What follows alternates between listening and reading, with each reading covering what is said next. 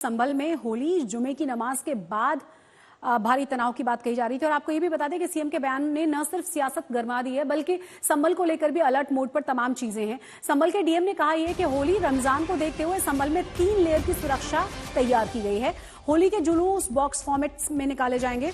अशांति फैलाने वालों को बख्शा नहीं जाएगा, यानी तमाम तैयारियां वहां प्रशासन की तरफ से कर ली गई कि किसी भी तरह की कोई दिक्कत होनी ही नहीं चाहिए, क्योंकि एक ही दिन में दोनों ही चीजें पड़ने की वजह से कोई भी वहां पर अप्रिय घटना न घटे, इसीलिए 3 लेयर सिक्योरिटी की बात कही गई है। काफी तनाव का माहौल बताया जा रहा है होली जुमे के विवाद के बाद, और कहा यह जा रहा है कि इसीलिए प्रशासन की तरफ से पैनी नजर है। 3 लेयर सिक्योरिटी की बात कह दी गई है संभल में और अलर्ट पर है प्रशासन।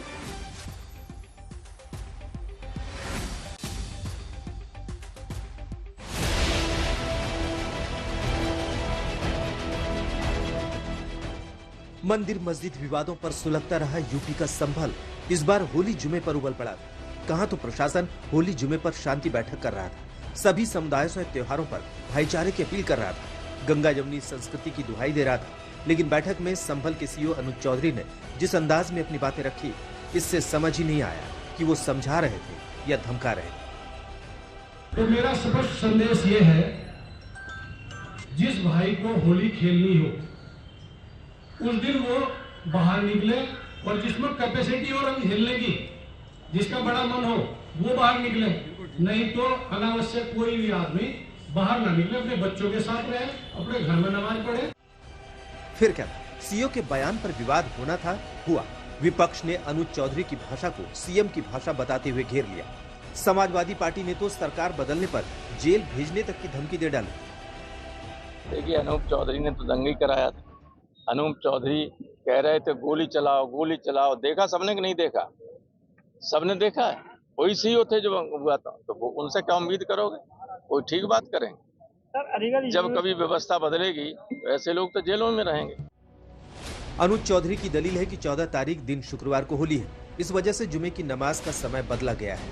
होली के दिन जुमे की नमाज 2:30 बजे होगी, जबकि आमतौर पर जुमे की नमाज दोपहर 1 बजे से शुरू हो जाती है, जो 2:30-3 बजे तक की जाती है। ये संभल सीईओ का एक वीडियो वायरल है, और जिस भाषा का इस्तेमाल संभल सीईओ कर रहे हैं वो भाषा एक अधिकारी की नहीं हो सकती है।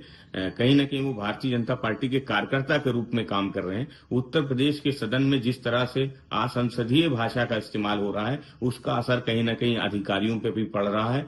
समाजवादी पार्टी समझती कि देश में रहने वाले हिंदू मुसलमान, वो दिवाली का त्योहार हो, ईद का त्योहार हो या होली का त्योहार हो, वो सब मिल के साथ मनाते हैं। ना किसी को होली के रंग से दिक्कत है, ना ईद की सिवई से दिक्कत है।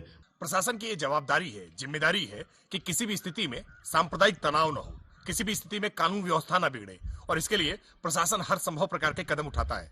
संभल के हालात जिस तरह के रहे हैं, संभल में जिस तरह से संवेदनशीलता बनी रहती है, ऐसी स्थिति में अगर प्रशासनिक अधिकारी ने कोई बयान दिया है तो उसको राजनीतिक चश्मे से नहीं देखना चाहिए, बल्कि एक कानून व्यवस्था के लिए दिया गया एक महत्वपूर्ण कदम है। ये व्यवस्था बनाने की जिम्मेदारी जिला प्रशासन की है, पुलिस प्रशासन की है। संभल में होली के दौरान तनाव होना कोई नई बात नहीं है। 3 साल पहले भी होली के रंग को लेकर मुस्लिम और हिंदू समाज के बीच विवाद हो गया था, मामला पत्थरबाजी तक पहुंच गया था। ऐसे में पुलिस प्रशासन की नसीहत के बाद अब मुस्लिम धर्मगुरुओं ने होली के लिए एडवाइजरी जारी कर दी है। ये भी इस एडवाइजरी में कहा गया है कि चूंकि वो छुट्टी का दिन है तो ज्यादातर लोग सब अपने घरों ही पर होंगे, तो तमाम मुसलमान इस बात को भी यकीनी बनाएं कि अपने घर के करीब की मस्जिद में ही नमाज जुमा अदा कर लें। तमाम हिंदू भाइयों से भी यही अपील करूंगा कि वो होली के दिन इस बात का खास तौर पर ध्यान रखें कि अगर कोई मुसलमान रोजेदार जा रहा है या कोई हिजाब पहनी हुई महिला जा रही है तो उस पर रंग ना डालें। मेरी उनसे अपील है कि ऐसे लोग जो रंगों को पसंद नहीं करते या रंग डालना स्वीकारता नहीं है, उन्हें उन रंगों से परहेज है, ऐसे लोग उस दिन घरों से न निकलते हुए सहयोग करने का काम करेंगे तो ये बड़ी कृपा उनकी होगी। होली में माहौल ना बिगड़े, इसके लिए पुलिस की तरफ से सुरक्षा के पुख्ता इंतजाम किए गए। पुलिस की तरफ से फ्लैग मार्च भी निकाला गया। पुलिस का दावा है कि संभल का माहौल वो बिगड़ने नहीं देगी। किसी भी प्रकार के अफवाह फैलाने वाले के विरुद्ध कठोरतम विधिक कार्रवाई सुनिश्चित की जाएगी, और सोशल मीडिया पर नजर रखी जा रही है। किसी भी अफवाह फैलाने वाले व्यक्ति से कड़ाई से निपटा जाएगा। संभल में पुलिस कोई चांस लेने को तैयार नहीं है। इसीलिए भारी सुरक्षा बंदोबस्त के बीच जुमे की नमाज अता की गई।